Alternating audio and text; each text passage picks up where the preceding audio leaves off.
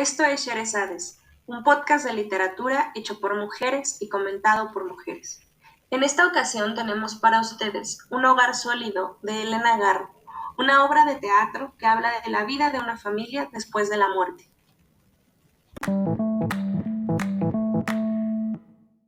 ¿Qué? Hola, Adri, qué gusto, ¿cómo estás? bien, muchas gracias. ¿Y tú?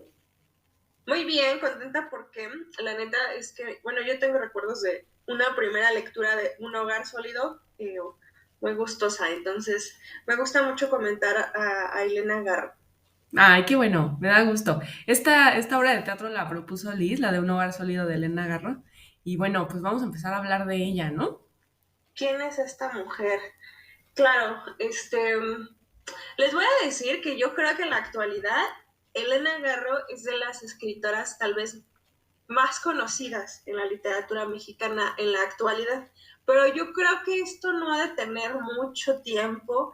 No sé si es también parte de mi propia formación o de nuestra formación, porque creo que lo ideal es que la gente la conociera allá afuera, o sea, que un lector común dijera, ah, claro, güey, Elena Garro. Yo espero que eso ya esté ocurriendo. Yo creo que ya se empieza a conocer. Eh, Elena Garro fue una escritora mexicana que se creó en Iguala Guerrero, se creó en provincia y que desde muy chavita pues tuvo intereses muy artísticos. Antes que los literarios, Elena Garro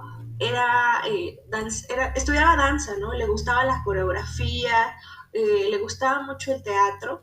Yo como fun fact encontré que era prima de Amalia Hernández la que hizo el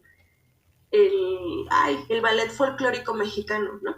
Entonces, en los cuadernos de niña de Elena Garro pues están así como cosas de baile, de danza, de vestuario, etc. Entonces, Elena originalmente quería dedicarse a eso, pensaba que inclusive la escritura era como el salto del bailarín, ¿no? Que debía de tener movimiento y que a veces pasa o que no, que pasa de manera a veces mágica, ¿no? Entonces, esta mujer en algún momento tiene el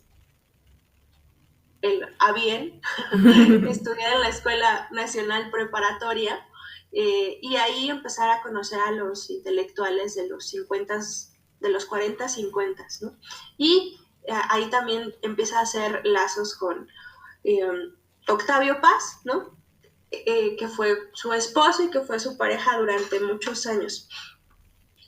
Durante el periodo de la Escuela Nacional Preparatoria e inclusive el universitario, cuando está en la Facultad de Filosofía y Letras, pues no es así ampliamente prolífico, ¿no? Sin embargo, pues sí es muy artística, ¿no? Se sabe que Elena no solamente escribe narrativa, no solamente es conocida por Los recuerdos del porvenir, que es una gran obra del realismo mágico en México y que es previa a 100 años de soledad de García Márquez. No solamente escribe Los recuerdos del porvenir, escribe cuento, La Semana de Colores, en ese mismo año. También tiene una faceta como periodista y tiene una faceta como dramaturga. Y la gente de teatro, los dramaturgos y directores en México, la aprecian mucho con solo haber escrito 17, 18 obras. Tiene muy poquitas pues para una vida tan, tan extensa. O sea, Elena murió honestamente muy viejita. Bueno, además de escribir teatro, escribe periodismo y no sé, su sobrino, por ejemplo, en alguna entrevista que pueden encontrar en YouTube, de muchas que hay de Elena Garro, eh, dice que estaba como tan comprometida con esta onda que se metió, que se dejó apresar en algún punto para ir a la cárcel de mujeres y ver cómo funcionaba la cárcel de mujeres y así poder denunciar los tratos y cambiar a en ese entonces la directora de ese penal, ¿no? O sea, como verlo de primera mano. ¿Quién sabe? ¿No? O sea, igual en otras circunstancias las que la obligaron, pero cierto es que Sí. como periodista tiene ese material. Bueno, Elena migra junto a Octavio Paz al salir de la universidad y se van un rato a España. y se van como a una convención muy famosa donde estuvieron varios intelectuales contra el fascismo, y entre esos intelectuales pues están así como Pablo Neruda, André Breton, los surrealistas. Entonces ella conoce en España a personajes emblemáticos de la literatura, ¿no? Y posteriormente migra a Francia, donde pues sigue como empapándose de estas vanguardias del siglo XX. Entonces, menciono lo anterior porque este pasaje es necesario para, o bueno, sí, este pasaje de empaparse con los intelectuales y de conocer otras tendencias literarias, y inclusive no está en la coreografía ni el teatro, hace que Elena empiece a escribir. Entonces, cuando regresan a México a finales de los 50, inicios de los 60, para Elena es el momento más prolífico, y es donde se avienta a escribir Los recuerdos del porvenir, novela que ganó el Nacional, el premio Villaurrutia, y entonces empieza a ser reconocida en México, ¿no? Y eso, así como una estrella, pum, se prende y se apaga, porque después llega el 68 y pues vale gorro. Se divorcia de Paz y vale gorro. Ah, maldita sea. No, menciono esto porque es probablemente si buscan como el chisme sobre Elena Garro, me gusta mucho que Lucía Melgar dice, es de lo más hablado y yo creo que de lo poco conocido. Porque seguramente, o sea, es más el chisme y lo que ocurre en el 68 que otra cosa. Les cuento. Lo que ocurre es que Elena Garro empieza, como periodista, empieza a hacer una serie de declaraciones donde señala a los intelectuales, profesores, que están animando, como los responsables, que están animando a los alumnos pues a este movimiento, ¿no? Y que al final de cuentas los alumnos son una especie de carne de cañón. Y entonces señala de manera muy, muy obvia, ¿no? Entonces esto lo que causa, según sus propias declaraciones, no lo estoy afirmando, según sus propias declaraciones, pues es que sí recibe amenazas de muerte, estando en México, los intelectuales le dan la espalda, la dejan de leer, eso es importante, de verdad la dejan de leer, y entonces ella junto a su hija migra a Nueva York y después en Francia, ¿no?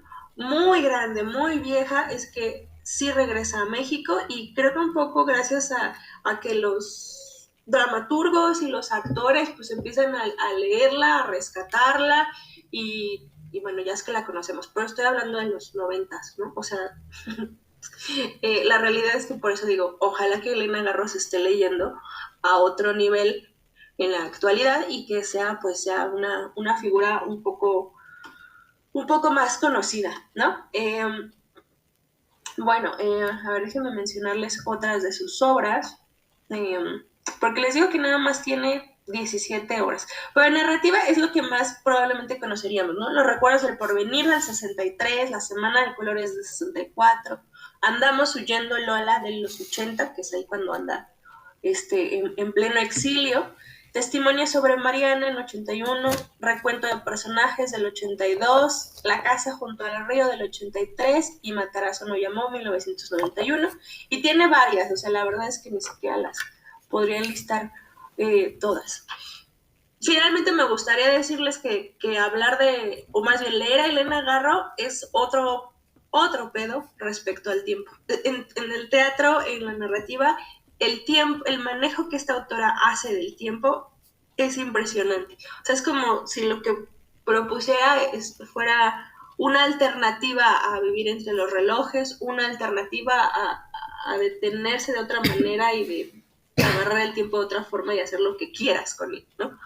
Y creo que es algo que también se ve en la obra que vamos a revisar. Y hasta ahí les puedo contar. Murió tristemente, sola, sin crítica, con la casa llena de gatos, era una fumadora intensa. Y ese fue mi primer recuerdo de Elena, cuando yo estaba chavita, o sea, antes de la universidad y todo, eso era lo que yo sabía de Elena, ¿no? Me da mucho gusto empezar al revés y ahora decirles lo previo, ¿no? Ok. Bueno, pues sí, vamos a empezar entonces con la obra que se llama Un hogar sólido y bueno, al final quiero retomar algunas de las cosas que estás diciendo ahorita, pero quiero también que se vea un poquito la relación con la obra, ¿sí? Entonces, bueno, la relación, Un hogar sólido es una obra de teatro cuyos protagonistas son una familia de personas, o sea, hombres y mujeres. Clemente tiene 60 años, Gertrudis 40, Jesucita 80, Catalina 5 años, Vicente 23, Muni 28, Eva 20 y Lidia 32, ¿no? Y todos ellos son familia. Entonces, bueno, empieza la obra de teatro y pues ahí vamos escuchando a algunos de los personajes que están interactuando entre sí y empiezan a escuchar ruidos, empiezan a escuchar como pasos, ¿no? Y Clemente inmediatamente le dice a Gertrudis, ayúdame a buscar mis metacarpios, siempre los pierdo y sin ellos no puedo dar la mano. Entonces, en ese momento decimos, bueno, los metacarpios, pues ¿cómo que anda buscando sus metacarpios? Y bueno, resulta que después anda buscando su fémur también, ¿no? Y entonces ya entendemos que pues estos personajes están muertos, ¿no? Y están conviviendo en un lugar juntos. Vamos viendo la relación poco a poquito entre ellos y vamos viendo también los recuerdos que tienen. Por ejemplo, mamá Jesucita, que es la mujer esta de 80 años que les digo, pues ella empieza a recordar lo que era vivir, ¿no? Y cómo ella corría y cómo ella se revolcaba en el suelo y que todos sus amigos, ¿no? Cómo era su vida. Y dice, bueno, es que la vida es un soplo. Y, y entonces, pues empiezan a conversar sobre sus problemas. Vemos cuando está buscando su fémur, Clemente, que le dice a Gertrudis, yo creo que lo tiene tu tía, ¿no? A mí me parece esto bien impresionante. Y entonces Gertrudis le pregunta a su tía, le dice, oye, tía Catalina, ¿dónde está el fémur de Clemente? Pero Catalina, si ustedes recuerdan, al inicio les acabo de decir que Catalina es una niña, es una niña de 5 años y tiene una tía, tiene una sobrina, ella es tía, ¿no? O sea, esta Cata es la tía de Gertrudis, que Gertrudis pues tiene 40 años. Entonces dice uno, pues ¿cómo? Bueno, algunas veces pasa también en la vida, ¿no? Yo he de decir que tengo una sobrina ya bastante grandecita, como de 50 años, pienso, o algo así, ¿no? Pero bueno, el chiste aquí es darnos cuenta, esta Catalina está usando como de flauta el fémur y después también Gertrudis habla de que a ella se le perdió su clavícula rota y que era su hueso favorito, que seguramente Catalina lo tiene. Y era su hueso favorito porque le recuerda a que cuando ella estaba viva, una vez se cayó porque estaba imitando a un equilibrista. Bueno, aparece Vicente y le empieza a decir a mamá Jesucita, pero fíjense, mamá Jesucita tiene 80 años y Vicente tiene 23 y le empieza a decir, oye, ¿te acuerdas cuando tú, pues estabas, bien cerquita de mí y bailabas y tu cuello estaba muy, muy cerquita de mi boca? Y Jesucita le dice, oiga, primo, no me andes recordando eso, ¿no? Y ahí se aplica la de la prima. Y entonces, eh, Vicente le dice a Jesucita, oye, imagínate qué diría Ramón, ahorita de estar bien celoso, porque estamos tú y yo aquí y él está en el Panteón de Dolores, ¿no? Y entonces ya conocemos que Ramón, siendo el esposo de Jesucita, no está en ese lugar porque en vida Clemente no tuvo dinero para transportarlo al mismo lugar donde estaba Jesucita, ¿no?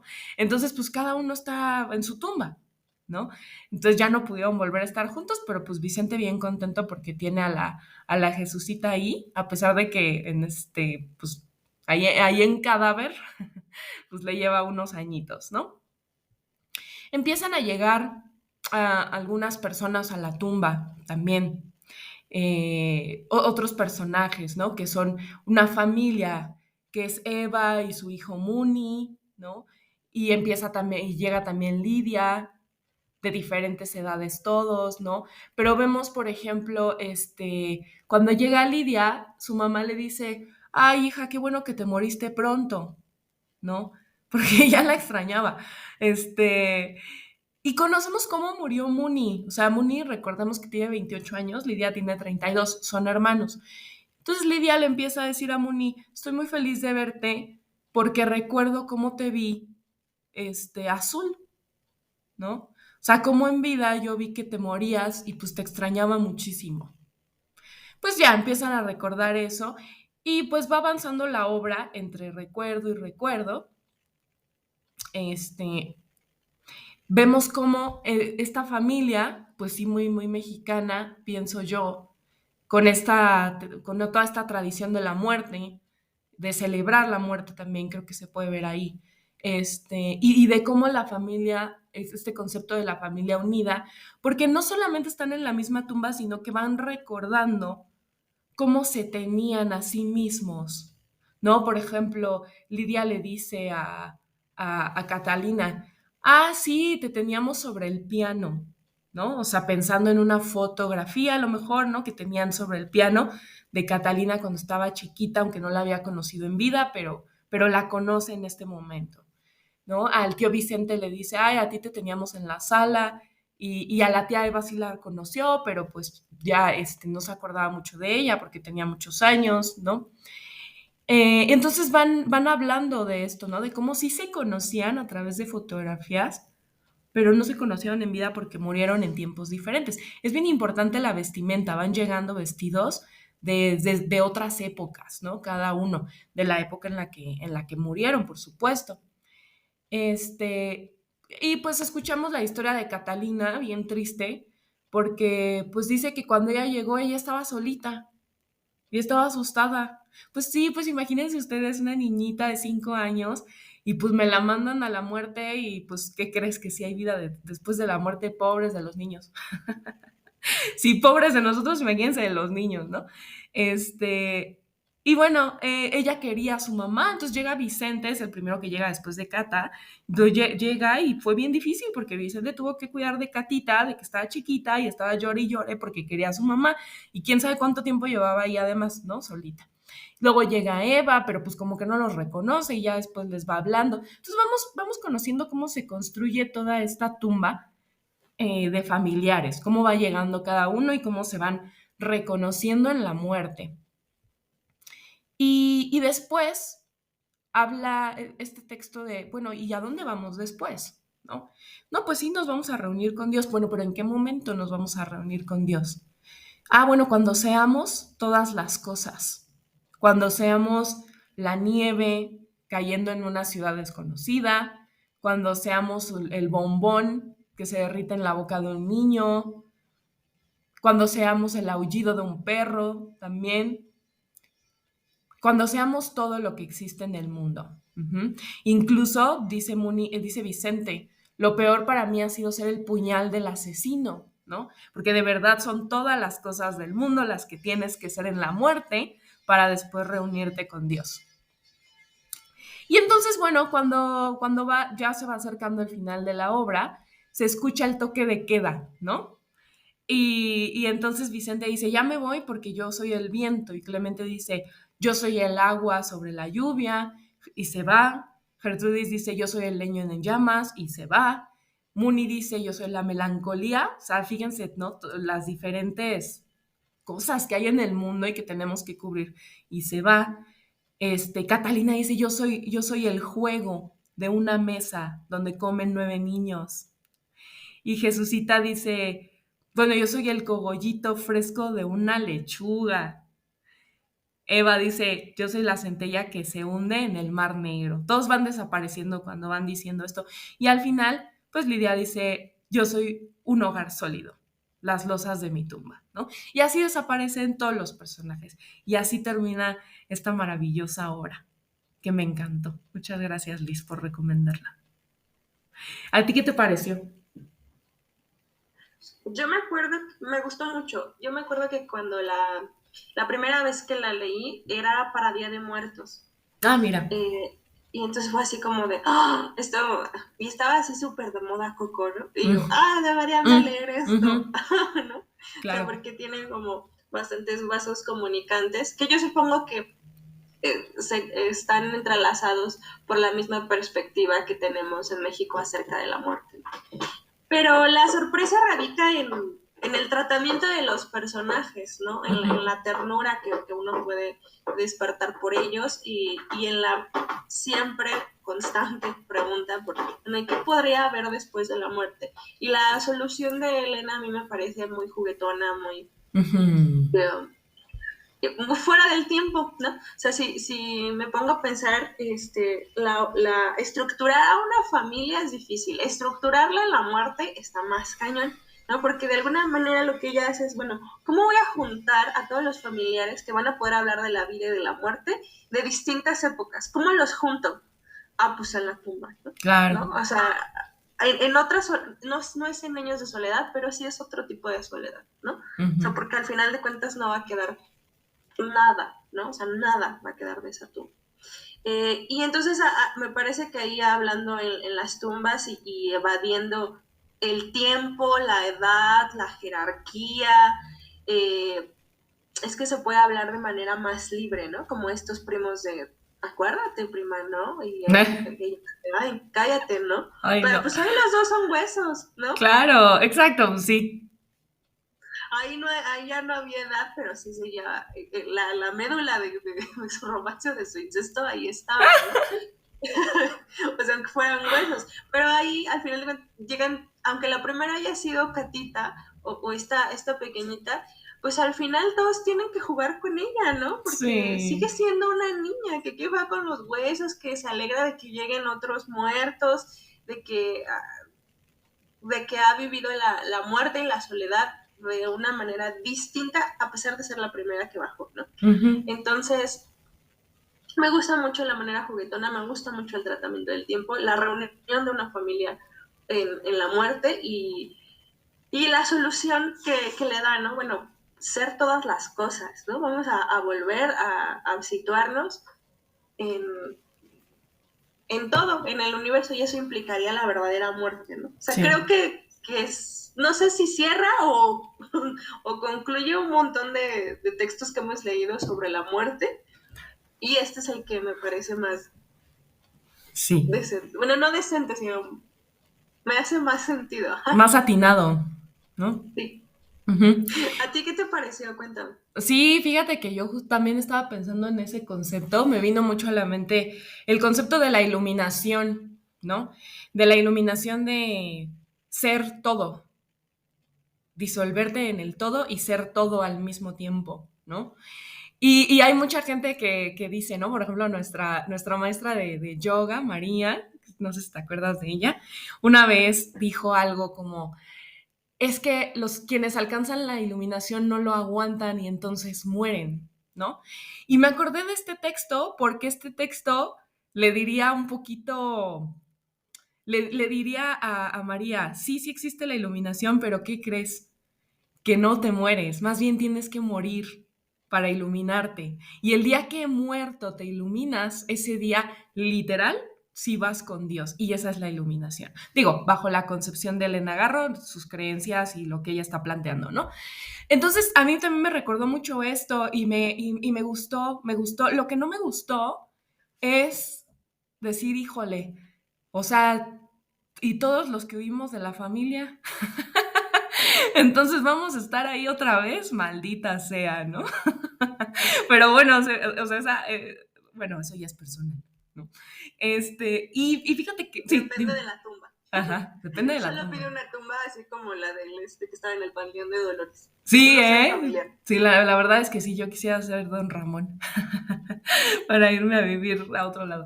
Pero bueno, no, no es cierto familia, ¿eh? Quien me escucha, es una broma.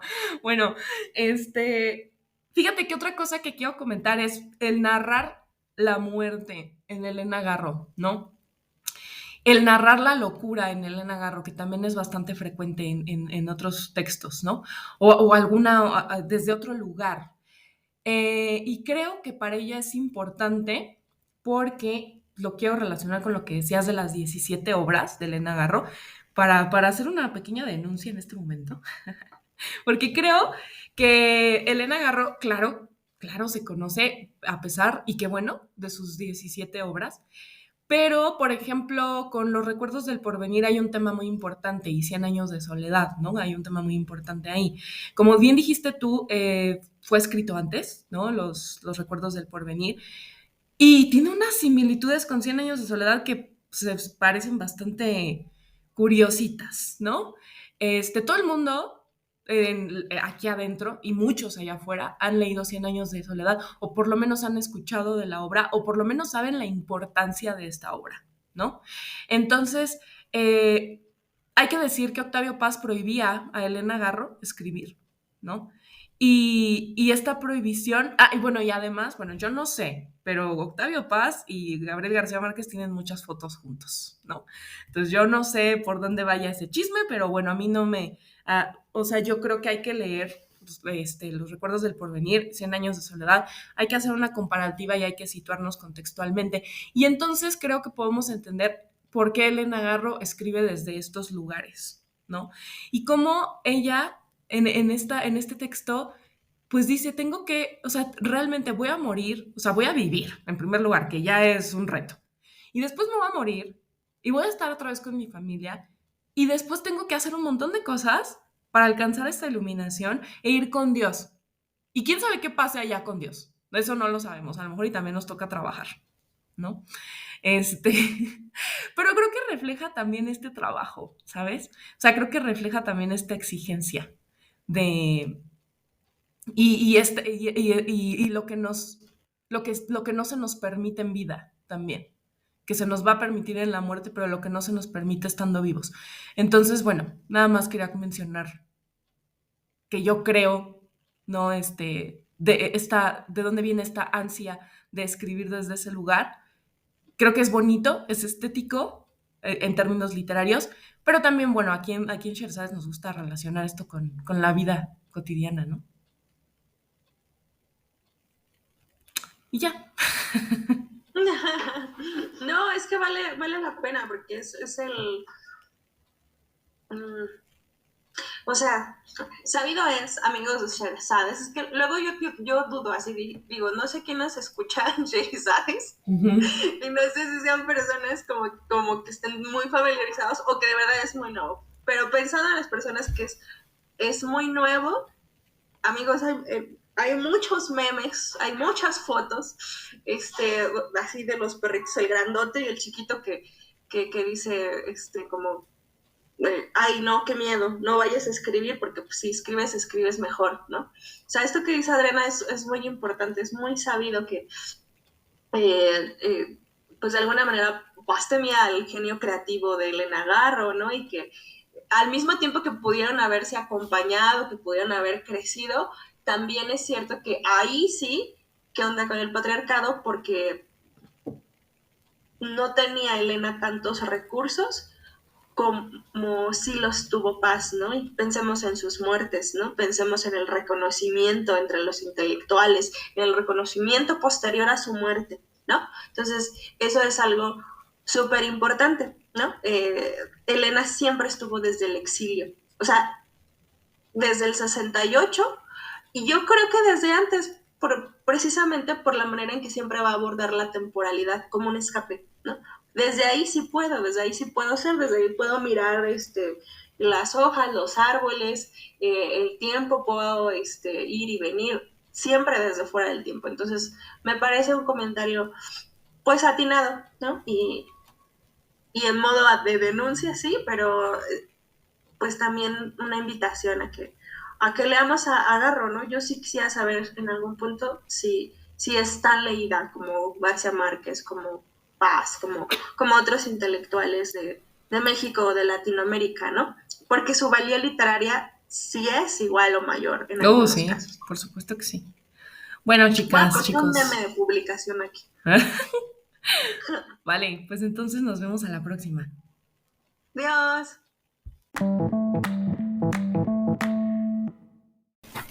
Y en la siguiente noche de estas 1000 compartiremos con ustedes La Ley de Creón de Olga Harmony.